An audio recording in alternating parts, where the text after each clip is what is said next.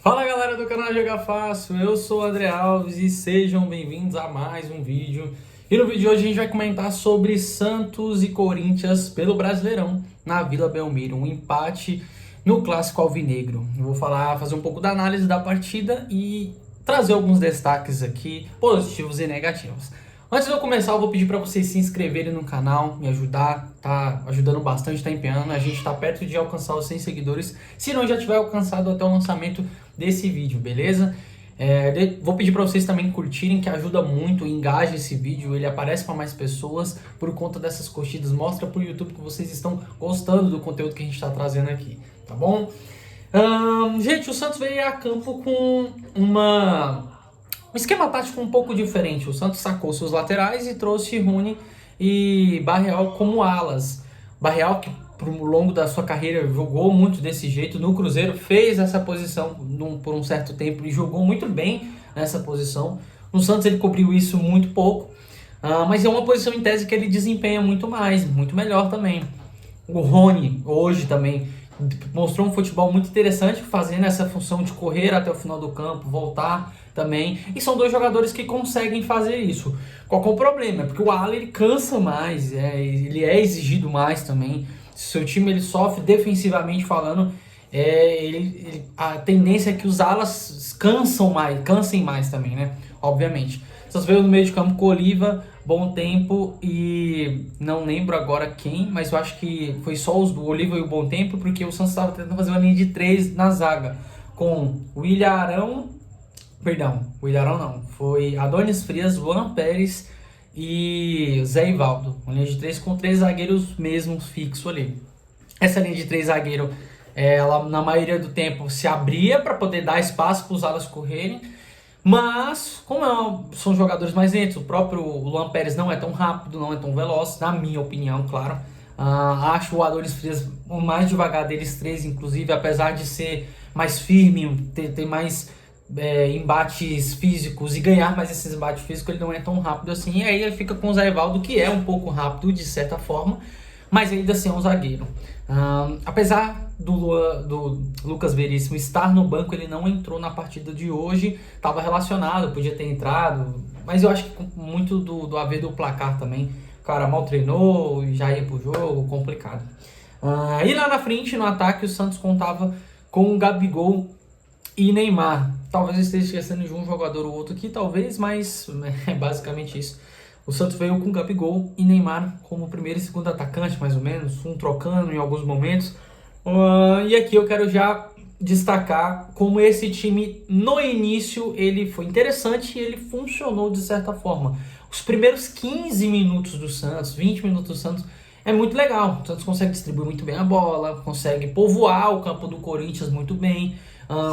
Por conta dessa linha de 4 no meio, o Santos consegue roubar mais a bola, dividir melhor, empurrar o Corinthians para o seu campo, porque faz essa pressão por linhas, né, por camadas, com as 4 linhas, né, e os atacantes tendo que correr para tentar buscar essa bola, e aí forçando o Corinthians a jogar mais bola aérea e tudo mais. O problema é que numa falha, na minha visão, do Barreal, de não segurar demais a bola, tentar fazer alguma coisa lá na frente, ele acaba, né, nesse erro dele, a bola acaba sobrando. O Corinthians faz um contra-ataque muito rápido, toca lá no Memphis e aí entra o Christian Oliva. Uma boa partida do Christian Oliva, na minha opinião. Ele achou bons passes, ele ganhou algumas divididas muito interessantes, ele corre muito e ele tem algumas jogadas muito inteligentes, então eu gostei da partida dele. Apesar disso, o gol sai no pé dele, sai na marcação dele. Se eu não me engano, vem ele e Luan Pérez, o Adonis Frias, acho que um dos zagueiros acompanha junto com ele ali. Ele consegue bloquear a linha de passe do Memphis, né? O Memphis sai sozinho do outro lado para poder fazer esse gol, correndo, só que ele consegue recompor bem. Eu acho que o Luan Pérez cobre o outro jogador do Corinthians, ele fica meio sem essa visão e tudo mais. Eu acho que o Adonis Frias ou o Zé Ivaldo vai junto com o Christian Oliva para poder proteger, para que ele não consiga chutar ou tocar. E numa dessa ele tira o Memphis, óbvio, com toda a técnica do Memphis, na minha visão é um baita jogador. Sou fã do Memphis, tirando total clubismo de lado, agora sou fã do Memphis desde ele jogar no Barcelona, desde dos números dele na Holanda. Para mim é um jogador que eu queria muito ter no meu time um dia. É difícil, obviamente, provavelmente impossível, não porque o Santos não conseguiria e tal, mas porque ele joga no rival, tem toda a edificação e tudo mais. Ah, então, assim, ele numa dessa, ele consegue sair do Christian Oliva e quando ele tira um pouco mais do outro zagueiro, ele chuta um belo chute e ele acaba abrindo o placar. Um chute passa até no canto que o Gabriel Brazão ia tentar chegar, mas ele tira muito bem, a bola vai muito no canto e acaba abrindo o placar na Vila Belmiro. Memphis que não tinha feito gol ainda no campeonato. Eram 10 jogos, se não me engano. No campeonato não, desculpa, no ano. Eram 10 jogos e nenhum gol. Assim, é um momento de baixa do Memphis, de certa forma. Mas é um jogador que não deve nada a ninguém. Acho que por enquanto, eu acho que todo jogador deve ser cobrado. E a situação ruim do Corinthians passa muito por esse desgaste desses jogadores, esse momento fraco e de baixa dos jogadores, uma falta de vontade mesmo. Por enquanto ainda não deve ser cobrado tanto, mas os corintianos estão fazendo certo em cobrar parcialmente, né? Já chamaram, as organizadas já juntou algumas pessoas e foram lá falar para os caras, a gente não está decepcionado, não está chateado, a gente só quer que vocês se doem mais, tem alguns momentos que vocês estão andando em campo. Então isso pode ser que tenha dado até um certo resultado, de certa forma, buscar um ponto, né, que poderia, eu vou comentar ao longo da partida, que poderia ter sido transformado em mais pontos, né, em 3. O Corinthians podia muito bem ter saído com a vitória no jogo de hoje. Acho que assim como o Santos também, mas já a gente chega lá.